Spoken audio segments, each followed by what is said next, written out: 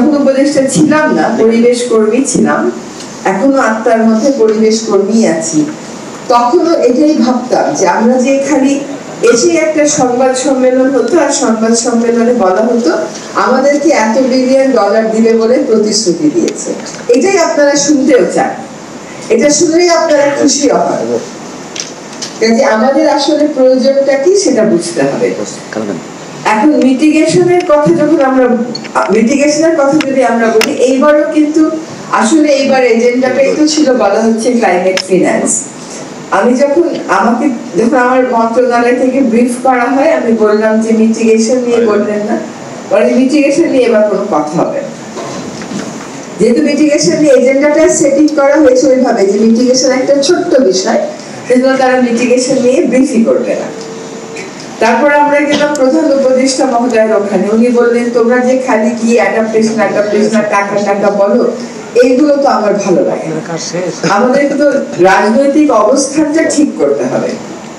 রাজনৈতিক অবস্থান হচ্ছে যে যেভাবে করে পৃথিবীর অর্থনীতি চলছে, যেভাবে করে জীবনযাত্রা চলছে, সেভাবে করে অর্থনীতি আর জীবনযাত্রা চলতে পারে না।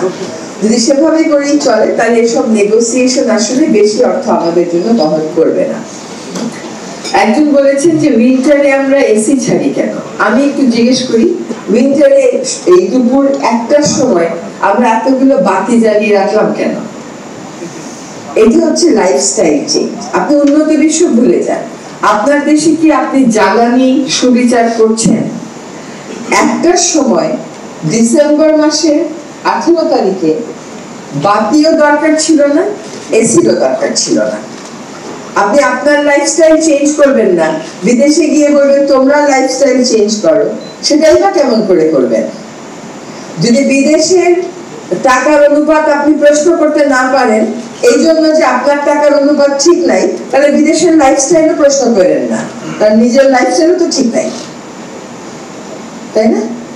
এখন আমাদের নতুন করে আসলে উন্নয়নটাকে নিয়ে ভাবতে হবে। আমি আগেও এই ক্লাইমেট চেঞ্জ নেগোসিয়েশনে যেতে আমার একটা রিলাক্টেন্স ছিল, ওইটা একটা ফরম্যাটে পড়ে গেছে, ওখান থেকে আর ওটা বের হবে না। বের হবে যখন উন্নত বিশ্বের গায়ে দুর্যোগের ঘটনাটা বেশি করে লাগবে। আজকে তারা স্পেনকে নিয়ে চিন্তিত, কিন্তু আমার নোয়াখালীকে নিয়ে, কুমিল্লাকে নিয়ে ওরা অত চিন্তিত না। এই জন্য এই নেগোসিয়েশনটা ইম্পর্টেন্ট হচ্ছে মানুষের সাথে মানুষের একটা যোগাযোগ করিয়ে দেয়। এবং আমাদের এই যে গ্রেটা থুনবার্গের যে উত্থান, তাই জন্যই হলো যে আমাদের কথাগুলো কোথাও না কোথাও আমরা শোনাতে পেরেছিলাম। কিন্তু এইবারে দেখেন সমস্ত বিজ্ঞান স্পষ্ট, সবকিছু স্পষ্ট, কিন্তু রাজনৈতিক পট পরিবর্তনের কারণে নেগোসিয়েশনটা এক পর্যায়ে প্রাণহীন হয়ে গেল। এবার টাকার কথায় আসি একটু। টাকা হচ্ছে যেগুলো আমরা পাই সেগুলো কি আমরা সঠিকভাবে ব্যয় করি কিনা, যার কাছে টাকা যাওয়ার দরকার তার কাছেই যায় কিনা। আমরা আন্তর্জাতিকভাবে একটা ক্লাইমেট ফিন্যান্সের সংজ্ঞার কথা বলেছি। আমার মনে হয় যে আমরা যদি বাংলাদেশেও নিজেরা একটা ক্লাইমেট ফিন্যান্সের সংজ্ঞা সরকার অ্যাকসেপ্ট করে ফেলে, তাহলে যেটা বলা হয় যে জলবায়ু ফান্ডের টাকাটাই হচ্ছে ক্লাইমেট ফিন্যান্স, এটা কিন্তু ঠিক না।